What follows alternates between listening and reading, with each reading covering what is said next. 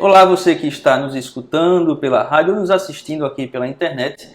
O assunto do momento hoje é o coronavírus. É o assunto mais comentado do mundo, na verdade, hoje em dia. E isso está causando aí um certo temor, porque escolas estão sendo fechadas, e eventos cancelados, enfim, empresas pedindo para muita gente trabalhar de home office quem pode, e isso está gerando aquele pânico, aquela coisa toda. E aí, doutora Daniele, por isso a gente veio aqui na Clínica Respirar em Recife conversar com a senhora doutora Daniele Clímaco, que é pneumologista, sobre esse assunto. Atualiza a gente, doutora, como é que está essa situação?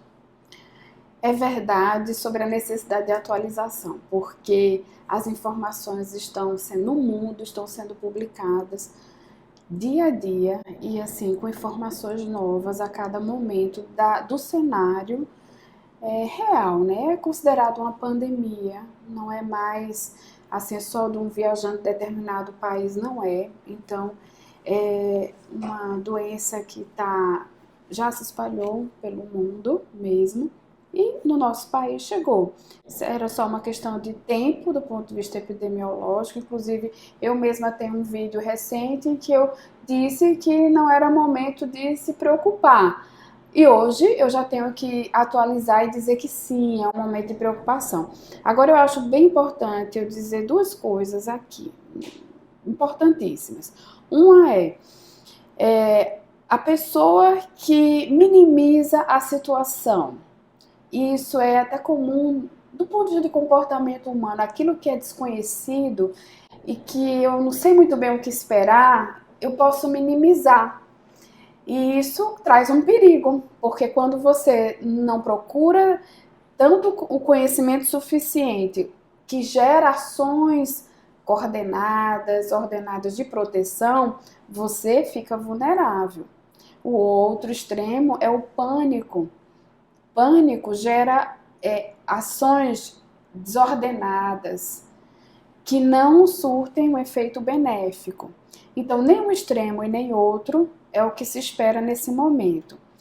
Então, a reação de um medo, ela é saudável e ela é protetora, porque evita problemas, a gente se protege, a gente evita situações que podem nos causar risco. Então, agora, o Brasil, sim, algumas cidades já com casos, e é aquela primeira fase, em algumas cidades como a nossa, que é de alerta e preparação e revisão diária de planos de contingenciamento, né? Você vai ter que conter o que é inevitável, nós já temos casos confirmados na nossa cidade, então é inevitável que a gente vai ter mais casos.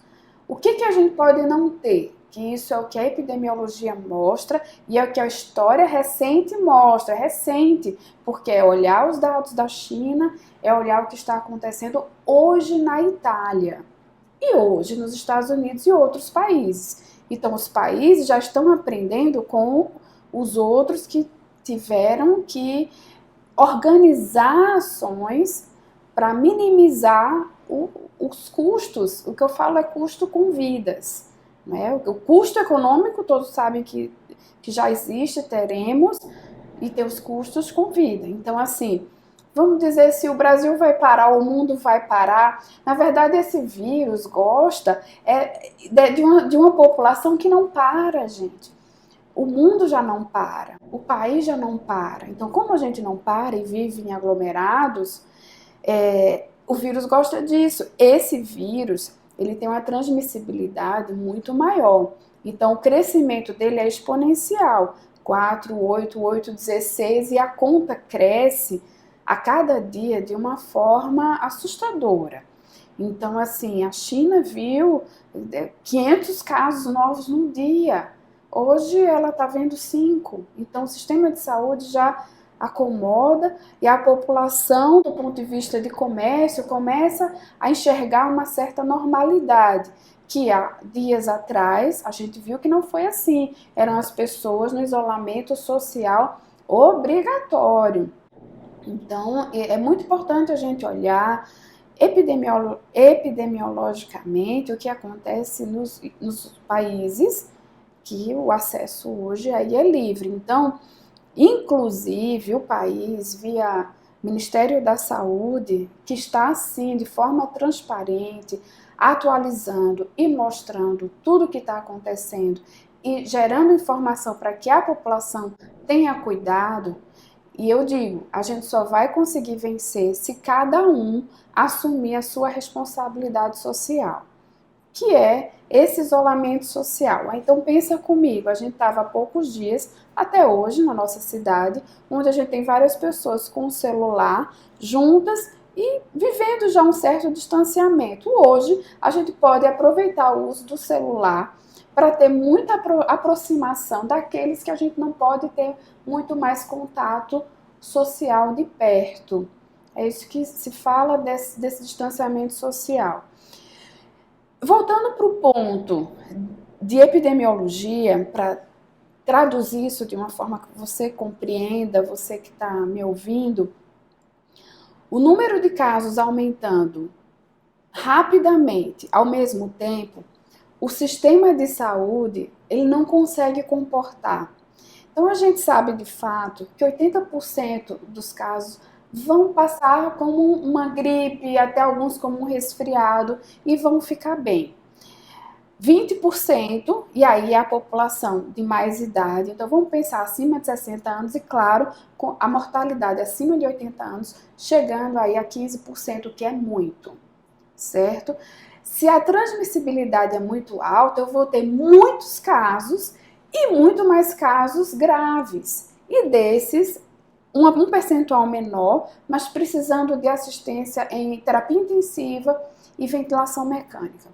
Vejam que recentemente a China chegou na Itália com respiradores para comportar agora a situação na Itália. São mais de 1.000 mortos e são os idosos que estão mais sofrendo. E claro, a gente vai entender que os idosos também têm mais comorbidades.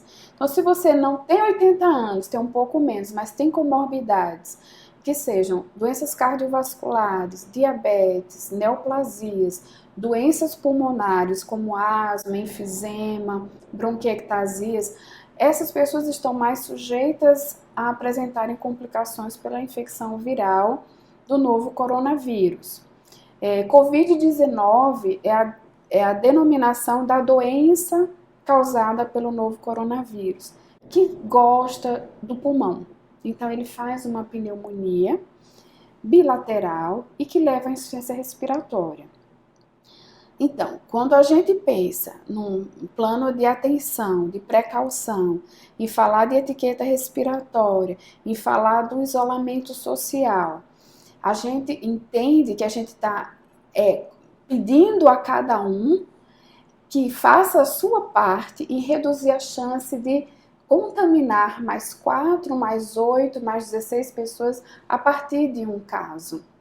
Então, a gente reduz o número de pessoas que adoecem ao mesmo tempo.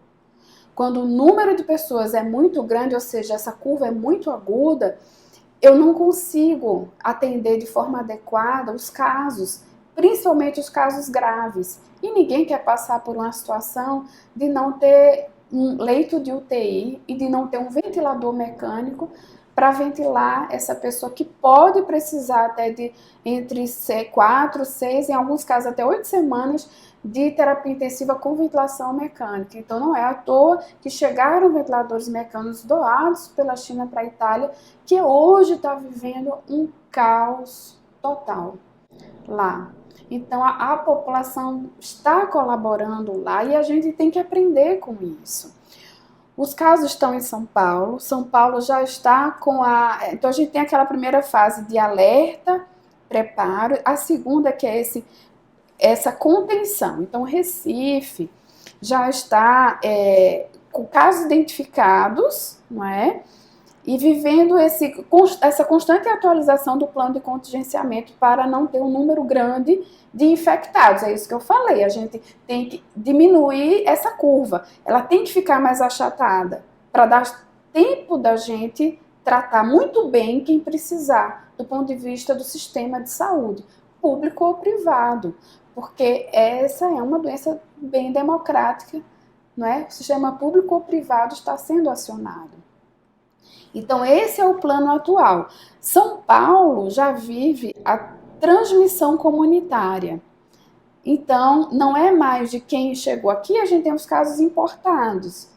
Então, a gente não sabe ainda de casos que essa fase de transmissibilidade sustentada, que é a comunitária, é o que vive São Paulo. Então, as ações em São Paulo já estão sendo, mas a energia está sendo para isso, para conter o número de casos ao mesmo tempo. Então, lá, escolas estão fechadas, trabalhadores em casa, enfim, as empresas já estão acionando isso. E isso a gente tem que esperar e se preparar para que aconteça aqui. Então, quando a gente se prepara, não tem por que ter pânico. O pânico leva, de novo, a ações desordenadas. Aí, então, agora, eu vou comprar um monte de máscara, vai faltar para quem precisa. Então, eu convido vocês que estão me ouvindo a pensar, quem é que precisa muito mais? São os idosos, os seus idosos, junto de você. Então você tem que ter, e os idosos até que você não tem intimidade e que você possa ter. Eu acho que a gente pode ter uma gigante oportunidade de ter uma sociedade melhor pós-coronavírus. Se eu entendo que a minha responsabilidade individual é no coletivo, ou seja, etiqueta respiratória, eu vou lavar mais as minhas mãos, eu vou evitar agora, que é isso que o nosso Estado vai passar a divulgar a partir de segunda, campanhas, que a gente já leu, já foi publicado hoje mesmo, a comissão, né, que está organizando esse plano de ação, de contingenciamento em relação ao coronavírus, com o nosso governo e Secretaria de Saúde, foi publicado já hoje uma reunião com novas ações, que a gente vai ver pela mídia a partir de segunda, que é justamente evitar o aperto de mão, o beijo, que a gente é um povo mais caloroso. E isso está gerando em cada um novo comportamento de pensar no coletivo. E pensar no coletivo e também nas pessoas de mais idade. Então, você e muitos jovens que estão nos ouvindo, vai pensar, eu tô nos 80%, mas você certamente convive com pessoas amadas, com mais de 60 anos, com mais de 80 anos. Então, você pode ser o portador para um adoecimento grave e fatal de pessoas pertinho de você. Então, aí é não acordar tarde. Então, se a população entende que ela precisa agora encarar como algo sério, não é uma banalidade, e eu nem ir para o polo do pânico, então, eu não posso agora sequestrar todas as máscaras e usar. Então, o uso da máscara cirúrgica, ela vai proteger a pessoa que tem alguma imunossupressão por alguma doença, as pessoas que estão em tratamento quimioterápico, até independente de idade. Porque quando a gente fala de idade, é porque certamente as comorbidades, elas são mais prevalentes. Quanto maior a idade, maior a chance de você ser diabético, ter uma doença cardíaca, ter uma doença pulmonar. Então, essa população está mais vulnerável. O álcool gel. Você tem que ter um álcool gel se você não tem acesso a água e sabão. Mas a lavagem prolongada com água e sabão, evitar levar mão ao rosto, enfim, isso vai ajudar em reduzir. Manter um certo distanciamento, que é em torno de 1 metro, né, das pessoas, e evitar, sim, as aglomerações. Ou seja, muito melhor que você evite agora o shopping, idas ao supermercado frequentes e sem o cinema. Então a gente tem que pensar, pode sim estar surgindo, isso a gente vai ter que ver com a história. O que vai surgir da população pós essa vivência? Pós-coronavírus, né? Pós-coronavírus. A cultura que vai deixar, qual é a cultura que ele vai deixar, né? Podem ser coisas muito boas, né? Podem ser coisas muito boas, depende de nós, depende de cada um. Então, o gestor, ele tem uma ação muito importante de informar com clareza, As sociedades médicas estão participando ativamente junto aos gestores, a gente tem acompanhado. Então eu vejo realmente muita transparência, inclusive a gente está tendo cancelamento de eventos médicos, cancelamento de eventos esportivos, importa. Muitos não, sempre tem um impacto econômico e há uma briga muito grande. Então o fato do povo hoje, mundial, ser uma população que justamente não para, é onde o vírus faz a festa, porque ele é de alta transmissibilidade. E uma coisa interessante é que assim, não é só gotícula respiratória, ele consegue estar na maçaneta da porta, né, ser viável ali por um tempo, horas, então maçaneta da porta, num elevador, numa superfície. Então eu estou aqui conversando com você, microgotículas estão aqui nessa superfície. A limpeza com álcool diariamente dessas superfícies faz parte. O álcool gel, sim, quando você não tem acesso a água e sabão. Então essa corrida para comprar isso gera aumento de preço e gera uma situação desagradável. As pessoas não conseguem achar, como se só o álcool gel fosse o suficiente para que você não adoeça, e não é isso. Então, eu acho que a informação ela é extremamente importante, ela está sendo veiculada, a gente está em atualização de plano de contingenciamento diário, inclusive hoje estamos no sábado 14 de março, e novas ações do gestor local em Recife foram tomadas e vão ser anunciadas a partir de segunda com mais evidência, para que a gente tome todos esses cuidados. Não há um tratamento específico, há testes sendo feitos e uma corrida para a vacina, que vai chegar. Então, ano que vem a gente vai ter coronavírus. Esse é o coronavírus 2, mas a gente já tem coronavírus circulando. A gente já teve um surto de coronavírus 2002, mas era outro tipo, que foi a síndrome a respiratória aguda, foi a do Oriente Médio, 2012 outra, síndrome respiratória aguda grave. Então esse é outro vírus, porque os vírus eles vão fazendo suas mutações. O médico chinês, com 34 anos, que foi quem estava chamando a atenção, quem identificou que era um vírus diferente, ele faleceu, era um jovem, mas certamente ele teve uma exposição grande ao vírus e alguns jovens também faleceram. Profissionais do sistema de saúde na China faleceram. Então, veja, a gente não pode minimizar. E o que a gente tem que fazer agora? São os cuidados e cuidados com os nossos idosos, com os nossos queridos idosos. As crianças, elas adoecem também, não é que elas não adoecem, mas elas não têm, graças a Deus, não têm tido casos graves nas crianças. Muito cuidado com aquelas que têm alguma alteração na imunidade, alguma outra doença associada, e o médico dessas pessoas, hoje todo médico deve orientar seu paciente em relação à proteção adequada, comportamento adequado de cada paciente. Né? Agora, todo médico, sim, hoje deve informar seu paciente a conduta adequada para cada caso. Ok, muito obrigado, doutora Daniele Clímaco, que é pneumologista, sócia proprietária aqui da Clínica Respirar, aqui em Recife.